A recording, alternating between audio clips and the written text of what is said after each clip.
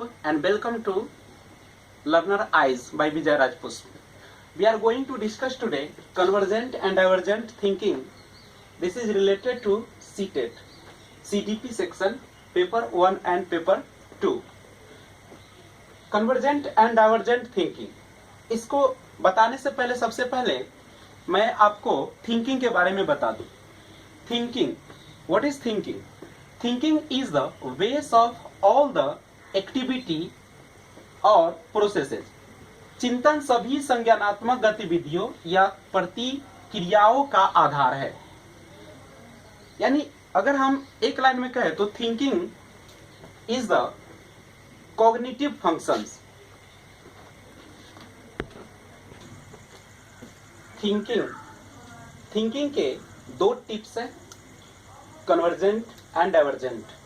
Convergent और divergent thinking जो है, जिसका कंसेप्ट जेपी गिलफर्ड ने 1956 में दिया था. कन्वर्जेंट जिसे हिंदी में अभिसारी चिंतन कहा जाता है और डाइवर्जेंट जिसे अपसारी चिंतन कहा जाता है. कन्वर्जेंट का अगर हम सी ले तो इससे लग रहा है close ended. Close ended, close means होता है बंद, इंडेड माने होता है अंत.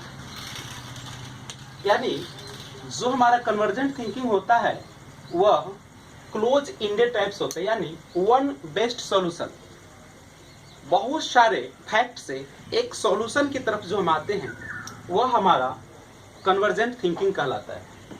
यह MCQ पर आधारित होता है, multiple choice question.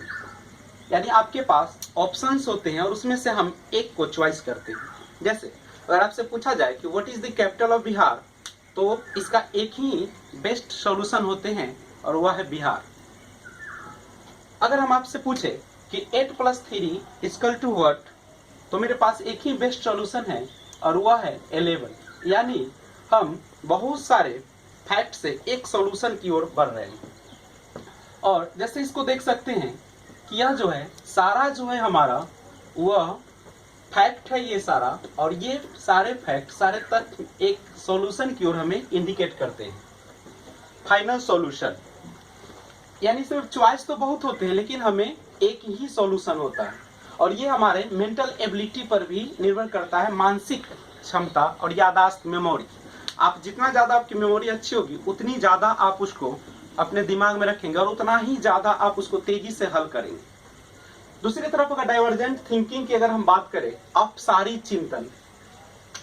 Divergent means diverge. Diverge का मतलब होता है कई क्षेत्रों में जाना. जैसे अगर हम यहाँ से सीधा निकलना शुरू करते हैं और आगे चल के अगर एक सीधी रेखा से निकल जाते हैं तो मेरा एक रास्ता है, लेकिन अगर हम कई दिशाओं में चले जाते हैं तो हमारे पास डाइवर्ज यानी बहुत सारे ऑप्शन खुल जाते हैं. यानी हमारे पास मल्टीपल आइडिया, एक ऐसा कंसेप्ट है डाइवर्जेंट थिंकिंग जिसमें हमारे पास मल्टीपल आइडिया होते हैं, बहुत सारे विचार होते हैं. और thinking for all possible solution.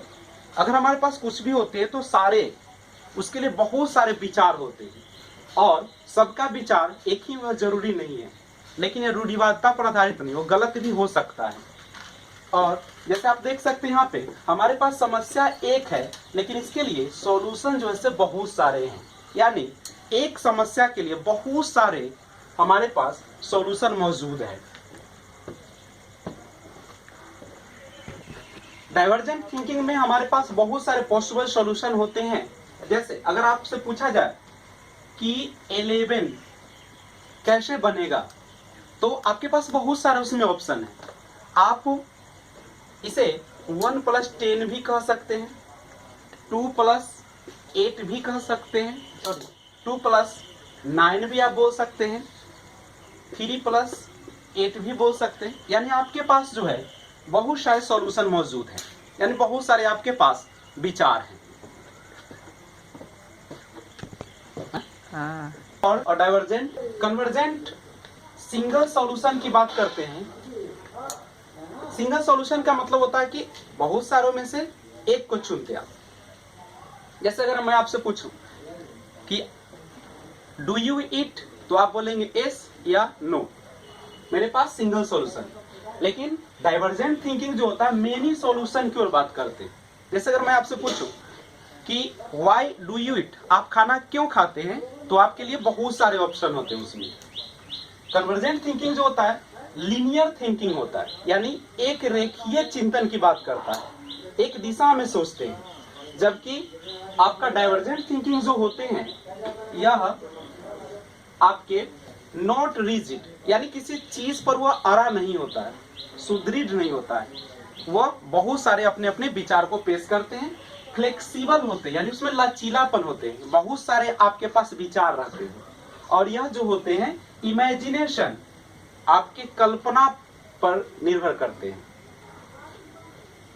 Convergent thinking जो होते हैं, चूंकि आप देख रहे हैं कि इसमें सिंगल सॉल्यूशन, यानी आपकी मेमोरी पर आधारित है, यानी इसमें जो होती है आपकी स्पीड, आपकी एक्यूरेसी और आपके जो लॉजिक होते हैं वह काफी तेज होते हैं। और डाइवर्जेंट थिंकिंग में एक्सप्लोरेशन होता है, यानी इसका विस्तार होता है। अगर हम एक लाइन में सम अप या मर्ज करें तो हम कह सकते हैं अभिसारी चिंतन, जिसे हम कन्वर्जेंट थिंकिंग कहते हैं, और अपसारी जिसे डाइवर्जेंट थिंकिंग कहते हैं, यह अभिसारी चिंतन जो होते हैं वह बहुत सारे सॉल्यूशन फैक्ट से एक सॉल्यूशन की ओर आते हैं। जबकि अपसारी चिंतन में क्या होते हैं, एक समस्या पर बहुत सारे आइडिया या विचार आते हैं। अभिसारी को अगर हम हिंदी में समझना चाहे तो इसका अगर हम दो लेते हैं अगर शब्द, अभी, अभी, अभी का मतलब क्या है, अभी तुरंत, यानी यह फिक्स की बात कर रहा है। जैसे अगर मैं आपको कहूं कि आप मुझे अभी 1000 रुपए दें, अभी तुरंत, यानी वह फिक्स की बात कर रहा है। तो जो फिक्स की बात करेगा वह आपका अभिसारी चिंतन कन्वर्जेंट थिंकिंग कहलाएगा। और इसका अगर हम दो वर्ड ले लें, अप, अप का मतलब क्या है, तो जब आपकी मर्जी, आपकी मर्जी का मतलब क्या है कि बहुत सारे आपके पास ऑप्शन है, आपकी जब मर्जी होगी तब मुझे आप 1000 रुपए देंगे, यानी आपके पास बहुत सारे यहाँ पे आइडिया हैं, तो यह आपका अभिसारी चिंतन कहलाता है। तो इस तरीके से यह आपका चैप्टर जो है से शॉर्ट में सीटेट के लिए कंप्लीट हुआ। आप तमाम लोगों से मैं गुजारिश करता हूं कि आप लोग ज़्यादा से ज़्यादा इसे सब्सक्राइब करें, शेयर करें, लाइक करें, ताकि हमें ज़्यादा मोटिवेशन मिले और मैं और ज़्यादा वीडियो अच्छी क्वालिटी का बना सकूं। आप सभी को देखने के लिए बहुत बहुत लाख लाख शुक्रिया।